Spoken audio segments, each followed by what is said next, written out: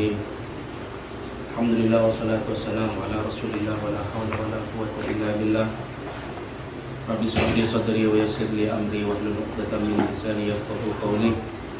Allahumma shalli ala sayyidina Muhammadin wa ala ali sayyidina Muhammad wa ala al-mu'allif rahimahullah ta'ala wa nafa'ana bihi wa bi ulumihi fid dharain amin. Amin. Ila annahu qala. Bismillahirrahmanirrahim. Setelah kita bahas tentang Abdul Muthalib, kita akan bahas sebuah kejadian yang terjadi pada masa Abdul Muthalib memimpin kota Makkah. Bismillahirrahmanirrahim. Ifru bi'ri Zamzam wa waqi'atul fail. Peristiwa penggalian sumur Zamzam dan peristiwa fail itu apa? Fail bukan fila, failun gajah ya, gajah. Ini dibagi menjadi dua khulasoh atau ringkasan. Ringkasan yang pertama bi'ru Zamzam, yang kedua al-fail. Khulasatul awal annahu umira fil manami bihifri Zamzam wa wasafa lahu mawdi'ahu. Jadi Abdul Muthalib pada suatu malam beliau itu bermimpi, di mana dalam mimpinya itu disuruh menguras sumur Zamzam atau menggali, membersihkan, karena sumur Zamzam sudah ada pada zamannya Nabi Ibrahim. Jadi tidak perlu digali lagi, cuma dikuras dan diperdalam atau direnov lah, sumurnya direnov. Nah, dan dikasih tahu, dikabarkan Zamzam itu adanya di sini, tempatnya, letaknya sumur dikasih tahu pada mimpi itu. Faqama yahfiru, maka Abdul Muthalib bergegas untuk menguras sumur tersebut atau menggali, membersihkan sumur tersebut. Fawujida fihi al-asya allati dafanahal jarahimah hinal ja'u ilal jala. Ketika dikuras, ternyata di dalam banyak barang-barang peninggalan Bani Jurhum. Jurhum ini adalah sebuah suku Arab. Beliau itu datang dari, atau kelompok ini itu datang dari Yaman.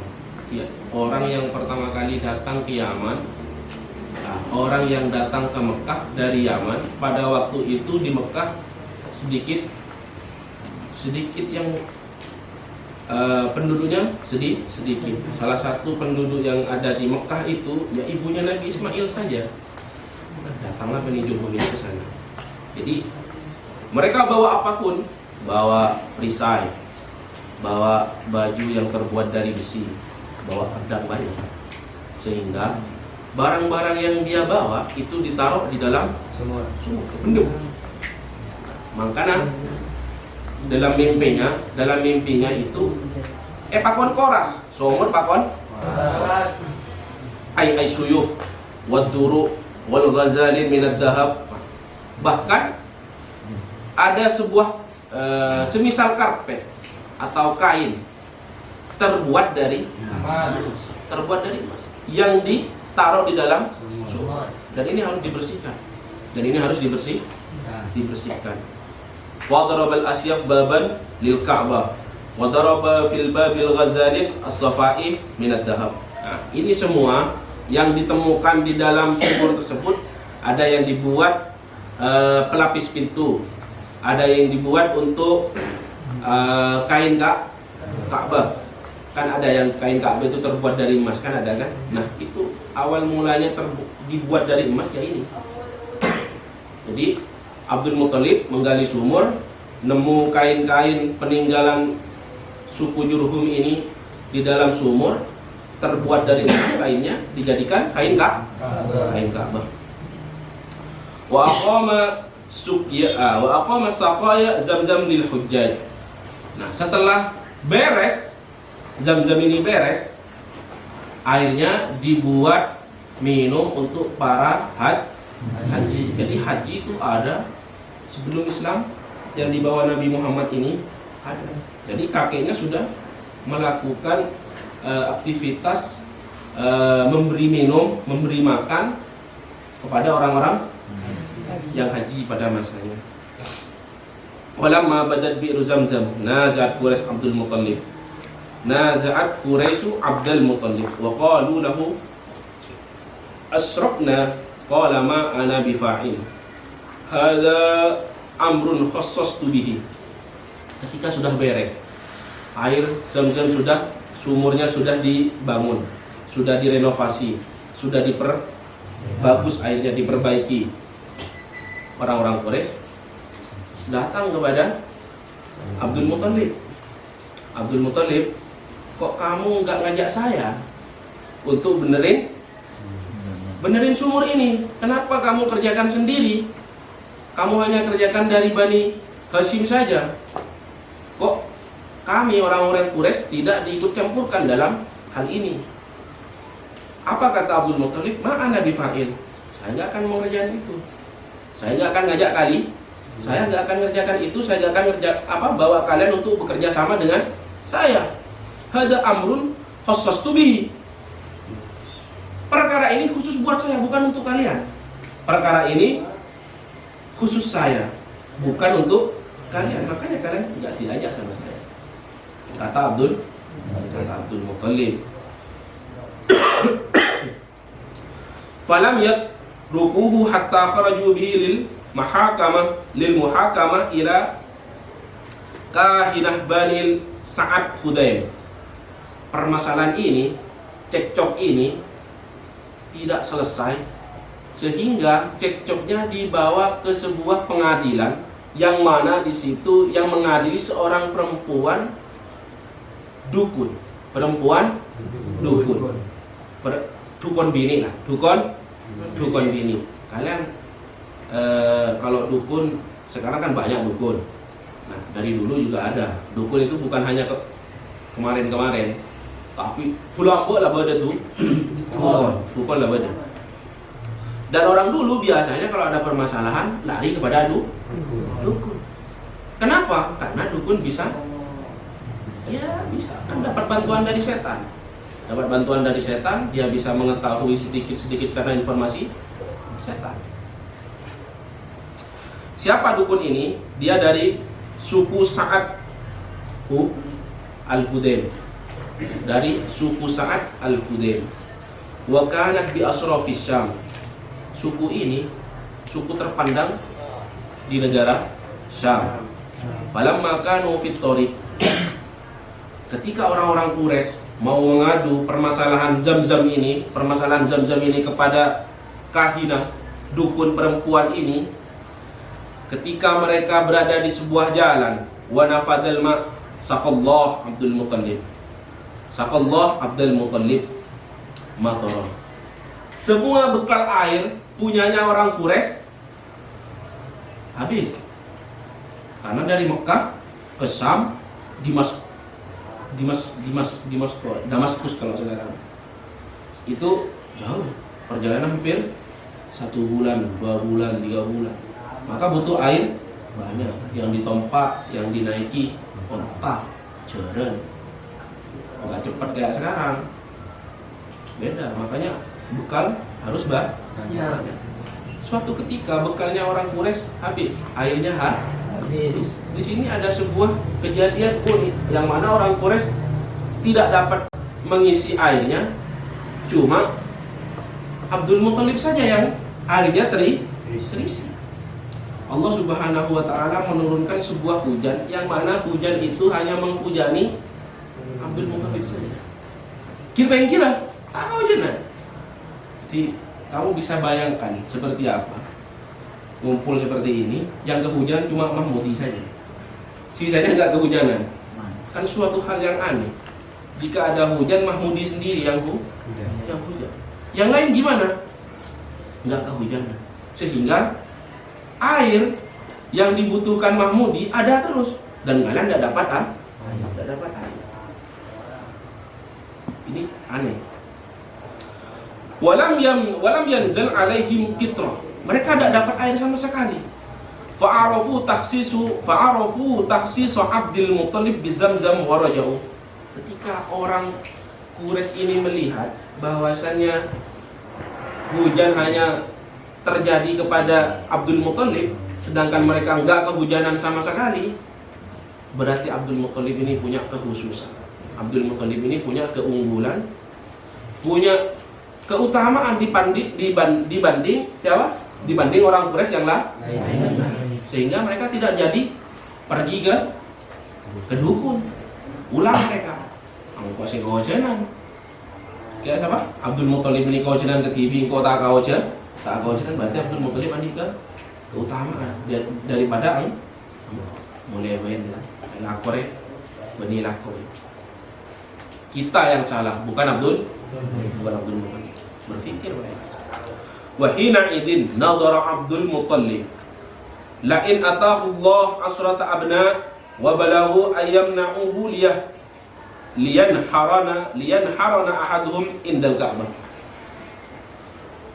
Setelah kejadian ini, Abdul Muttalib bernada akan menyembelih anaknya jika Abdul Muttalib punya anak laki-laki 10.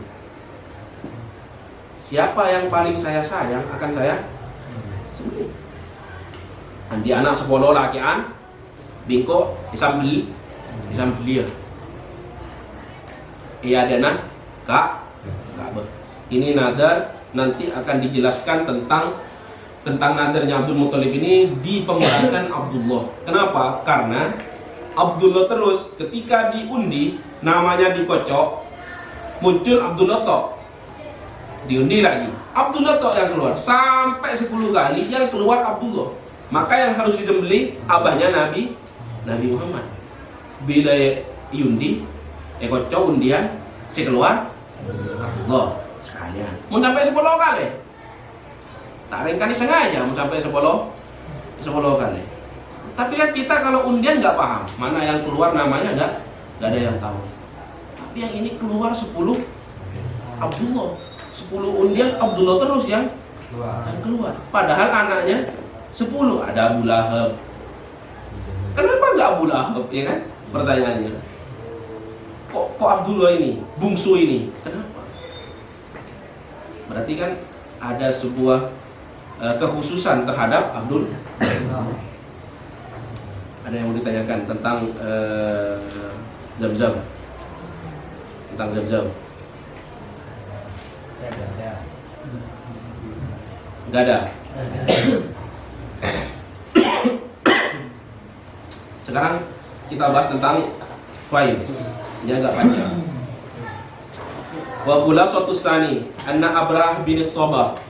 Abrahah ibn Sabah al-Habsyi, naib Amr anil Najasyi anil Yaman.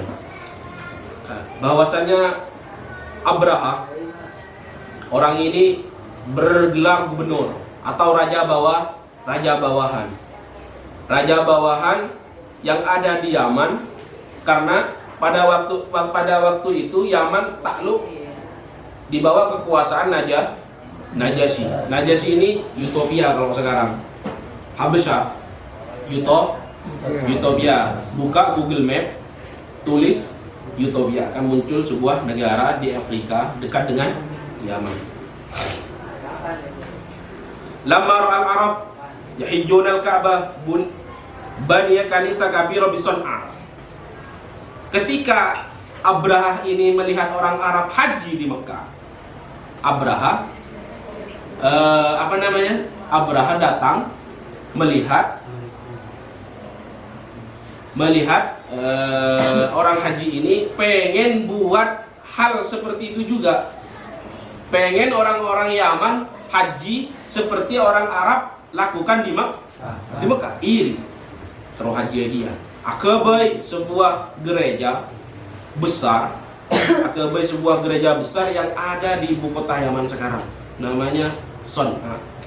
Di Son'a ada sisa-sisa runtuhan gereja yang dibangun oleh Raja Abraha. Raja Abraha ini raja bawahan raja bawahan Najasyi. Wa arada ayyasrifa hajjal Arab ilaiha wa sami'a bidzalika rajulun min Bani Kinanah. Kita nggak usah haji di Mekah, kita haji di Yaman saja. Setelah itu orang Bani Kinanah ini mendengar, mendengar, oh ini Abraha ini buat macam-macam dengan orang Arab. Fadkhalaha lailan falattaha qiblataha bil qudrah. Dilapisi kanisah yang besar itu atau gereja yang besar ini dilapisi dengan kotoran manusia. Ya, epulitin kotoran. Makle orang-orang tantar kah ke gereja Abraham. Makle orang tetap entar kah Mekah. Orang Arab akun haji lah kah Mekah. Jadi beriin kotoran gerejanya bau. Walamma alima Abraha bidzalika thara ghaidah wa sara fi jaysihi gharmam. Armaromu adadu situna alaf junda. Ketika Abraha ini mengetahui bahwasannya orang-orang Arab sudah melapisi kanisahnya, gerejanya dengan kotoran, dia menyiapkan pasukan yang terdiri dari 60.000 pasukan. Yang mana di situ pasukannya itu ada sebuah gajah. Dan Abraha sendiri naik gajah yang besar.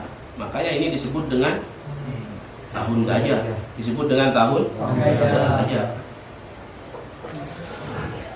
Waqtaru li nafsi failan min akbaril fail wa kana fil jais 9 fail. Dan dalam di dalam pasukan tersebut ada 9 gajah. Atau salah sawasar fail 13 gajah. Yang paling besar Abraha yang naiki. Si paling raja Abraha si numpak. Si sana pasukannya.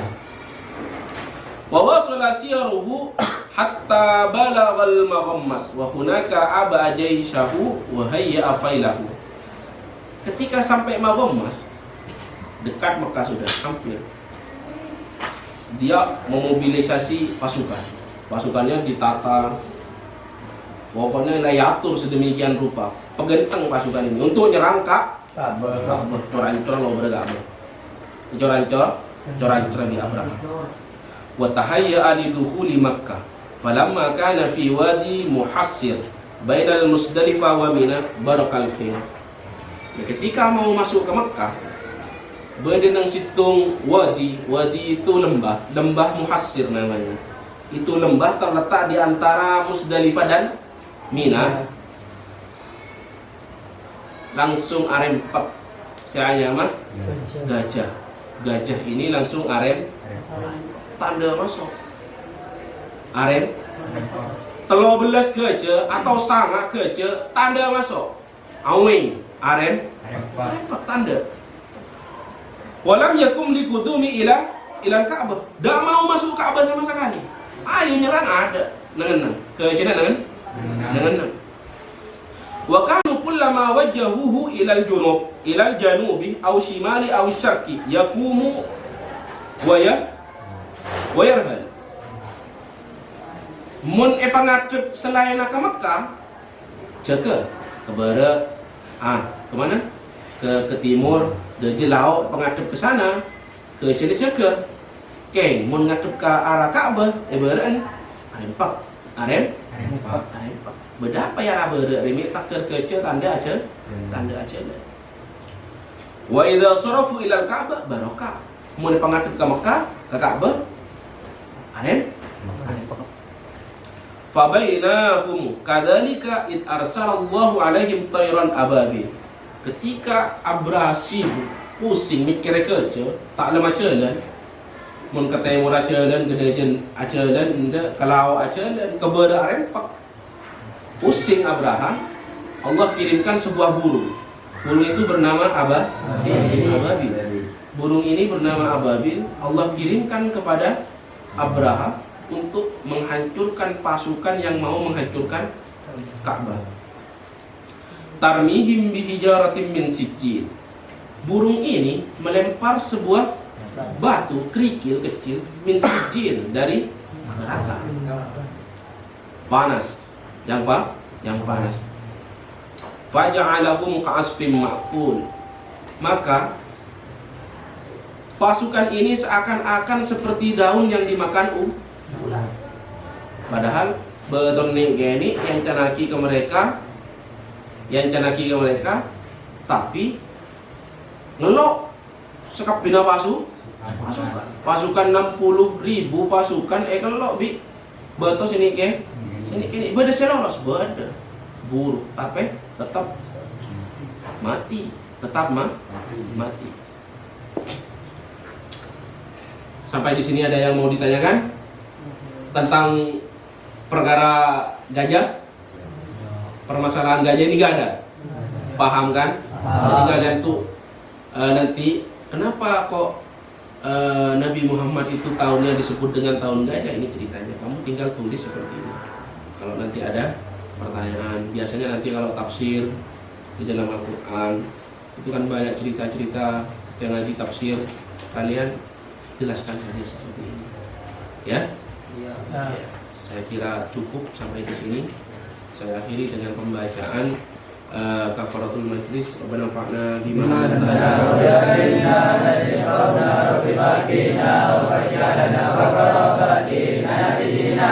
Wassalamualaikum warahmatullahi wabarakatuh.